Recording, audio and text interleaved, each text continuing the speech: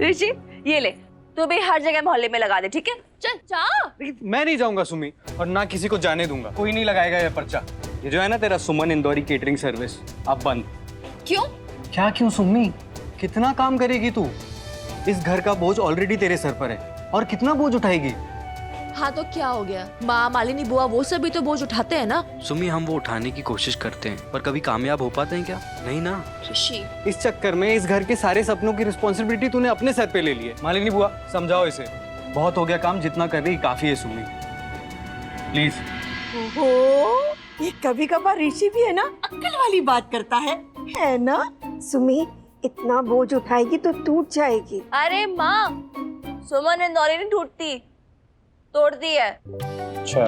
नेताजी के छोटे पंटर क्यों भड़का रहा है सबको? और वैसे भी सुमन इंदौरी केटरिंग सर्विसेज मेरे अकेले का सपना थोड़ी ना, हम सबका सपना है। और मैं क्या बोलती हूँ मालिनी बुआ, हाँ? कि पहले तो हम पूरे इंदौर में लीड करेंगे, फिर पूरे एमपी में, फिर पूरे के पूरे इंडिया में। क्यों नहीं? अरे मैं तो सोच रही हूँ एक इंटरनेशनल ब्रांच भी खोल ही देंगे। हाँ बिल्कुल। मतलब सुमन कैटरिंग देशी भी और विदेशी भी? और नहीं तो क्या। करो फिर। क्या ताली बजा रहे हो आप लोग? और वैसे भी मैं तो जा रही हूँ अपने पोस्टर लगाने। जिसको मेरे साथ आना है आओ, जिसको नहीं आना वहाँ तो क्या रहा हो जाओ।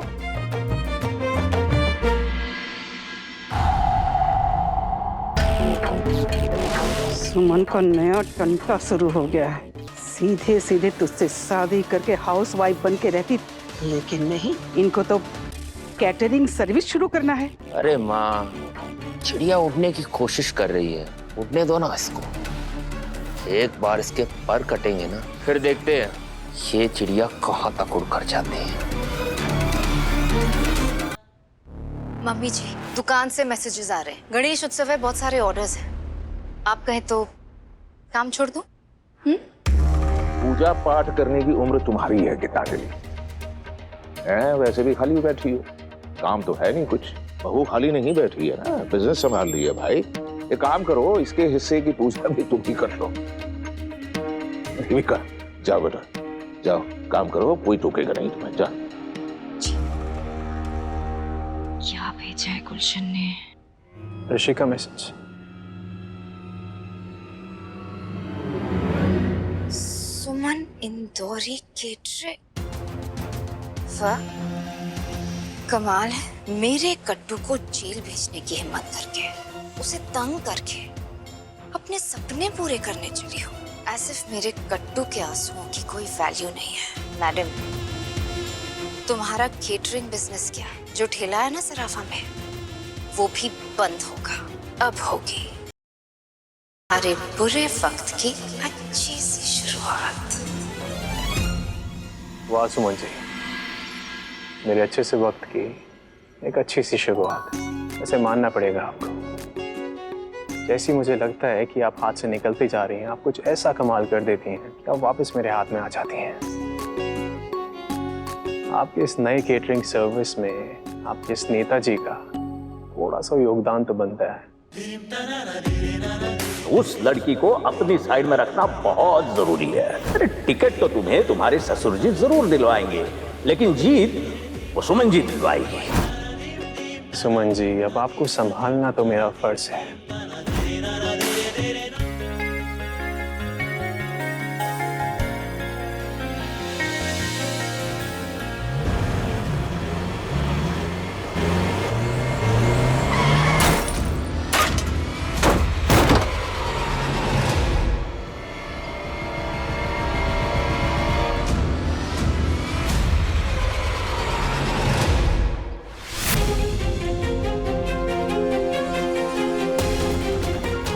सुमन जी, आप? नेताजी आप? सुमन जी, आप आसमान से कहाँ गिर रही हैं? नेताजी, आपकी प्रॉब्लम क्या है? आपके और आपके परिवार ने क्या ठेका ले रखा है कि मुझे और मेरे परिवार को ऊपर पहुंचा के रहेंगे?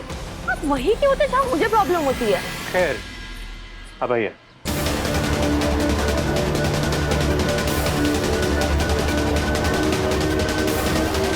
सुमी देखिए, आपकी प्रॉब्लम क्या है? नेताजी ने किया क्या? वो ड्राइवर को पकड़वा के अरेस्ट भी करवा रहे, फिर भी तू नेताजी को ही सुनाई जा रही है। पर देखो ने, यही वो हमारे साथ खड़े हमारी मदद कर रहे हैं।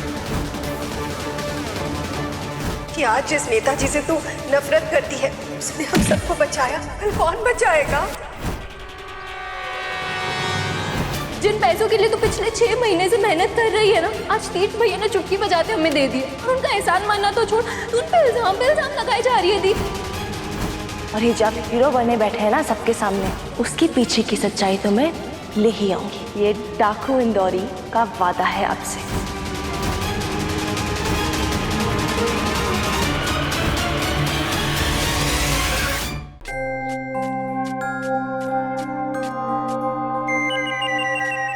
Oh my God! अरे ये क्या कर रही है सुमी? इतना खोदेगी तो कोई खजाना नहीं निकलने वाला इसमें से, इसकी जड़ निकल जाएगी। और जो हमारे परिवार की जड़ पे हमला बोल रहा है वो? अरे क्या हो गया है तुझे?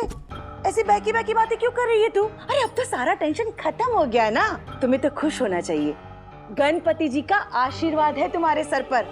जैसे ही सुमन इंदौरी कैटरिंग का फर्स्ट बोर्ड लगा, देखो तो सही, पहले ही दिन कितना बड़ा ऑर्डर आ गया हमारे पास। मालिनी बुआ, ये बड़ा ऑर्डर ही तो मुझे टेंशन दे रहा है। हाँ?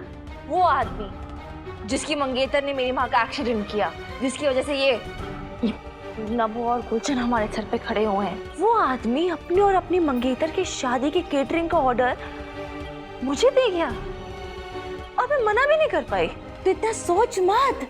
अरे जो होगा सब कुछ ठीक ही होगा बेटा। कैसे ठीक होगा मालिनी बुआ? आप खुद ही सोचो, वो मित्तल परिवार, उसकी भाभी नफरत करती है मुझसे। उसकी मंगेतर को तो एक मैंने लगा के भी दी थी। मतलब ये अमीर लोग अपने खिलाफ एक छोटी सी आवाज नहीं भूलते हैं। को लगता है एक थप्पड़ की गूंज भूल जाएंगे। सुमन जी ने फाइनली केटरिंग को हाँ कर दिया। अब आप देखिए कन्नू जी, कैसे मैं सुमन जी को शादी में अपनी साइड लेता हूँ। इतना विश्वास मत रख लड्डू, मुझे डर है कि शायद सब कुछ ठीक नहीं होगा। अभी तो हमने सुमन को सिर्फ टेस्टिंग का ऑर्डर दिया है। टेस्टिंग से पूरी केटरिंग का सफर आसान होगा? नहीं है इतना आसान लड्डू। मुझे और तुम्हारे गुरुराज भैया को सुमन तक ले जाना आसान था, मगर उसके बाद कौन आता है? तुम्हारी भाभी और तुम्हारे पापा। देविका तो सख्त नफरत करती है सुमन से, और जिस इंसान से देविका नफरत करती है उसकी हालत इस घर में क्या होती है ये तुम अच्छी तरह जानते हो। देविका अपनी बहन की शादी में सुमन को केटरिंग का ऑर्डर हरगिज नहीं मिलने देगी। और रहा सवाल तुम्हारे पापा का, तो वो ऐसा कोई काम नहीं होने देंगे जिससे देविका को खुशी न मिले। इसे कहते हैं सास का प्यार। अपने बहू को कितने अच्छे से जानती है, इतने अच्छे से जानती है, पर फिर भी गलती कर बैठी। ये जानते हुए कि सुमन से मुझे कितनी नफरत है, केटरिंग का ऑर्डर उसे जाकर दे आई। लगता है काफी समय से आपकी सेवा नहीं की है, करनी पड़ेगी। पर आपसे पहले उस सुमन का इंतजाम करना पड़ेगा। हम हमारी ये दबंगी सुमी को अच्छे से जानते हैं, और हमें पता है कि हमारी सुमी ऐसी कठिनाइयों को ऐसे पार कर लेगी। अब ज्यादा चिंता मत कर, खजराना गणेश जी की कृपा से सब कुछ ठीक हो जाएगा।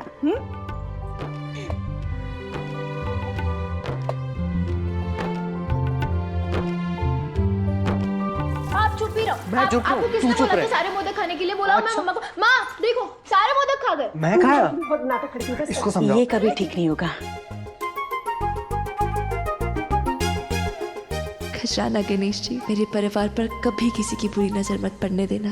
आपने मुझे बुलाया? हाँ, वो अखिल भैया आपसे एक बहुत इम्पोर्टेंट काम था। इम्पोर्टेंट काम? बोलिए ना भाभी। एक मिनट, ने दिन से लाई ये क्या ये? अरे देखिए ना, परफ्यूम? भाभी, आपको मुझे मरवाने का इरादा है क्या? इसमें बियर की स्मेल है।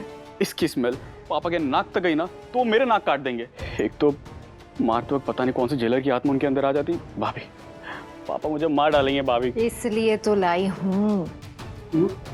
मतलब अखिल को मारने का प्लान? अरे अखिल भैया, उस दिन आपको पापा ने डांटा था ना? सिर्फ डांटा नहीं था, मारा था। तो बस थोड़ी सी ये परफ्यूम उनके ऊपर छिड़कनी है, अपने ऊपर छिड़कनी है और उन्हें कह देना है कि उस दिन भी ये परफ्यूम ही थी और आपने बियर नहीं पिया था। नहीं नहीं नहीं भाभी, ये मुझसे नहीं होगा। नहीं नहीं नहीं, मैं पापा से पंगे ले ही नहीं सकती। नहीं पंगा नहीं है, तुम बस बात शुरू करना, मैं संभाल लूंगी। अखिल भैया, अपनी देविका भाभी पर भरोसा नहीं है? आप पे भरोसा है ना भाभी? I'm sorry अखिल भैया, अब ये भरोसा ही मेरा हथियार बनेगा।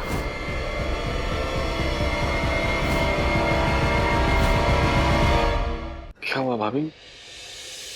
नहीं, वो कुछ नहीं, सोच रही थी कि जितना प्यार आप मुझसे करते हो, कट्टू के शादी के बाद उतना ही प्यार कृतिका से भी करोगे? ऑफ कोर्स करूंगा भाभी। इसके बावजूद कि तीर्थ भैया कट्टू के खिलाफ हैं और हमेशा बस उस सराफा वाली की साइड लेते हैं। पता नहीं भाभी, ये तीर्थ भैया को क्या हो गया है? वही तो, पता है, मुझे लगता है सराफा वाली ने ना तीर्थ भैया पर कोई जादू तो ना कर दिया। सीरियसली अखिल भैया सुनिए ना, हाँ? आप मेरा एक काम करोगे? बोलिए ना भाभी। आज रात को जब आप बाहर जाओगे तो सराफा होते हुए जाओगे, जरा देखना उसका चार्ट काउंटर क्या सच में उतना चलता है या बस यूं ही मुझे एटीट्यूड दिखाती फिरती है। मैं आज रात को वहाँ पे जाकर देखता हूँ, उसने आपको एटीट्यूड दिखाया ना।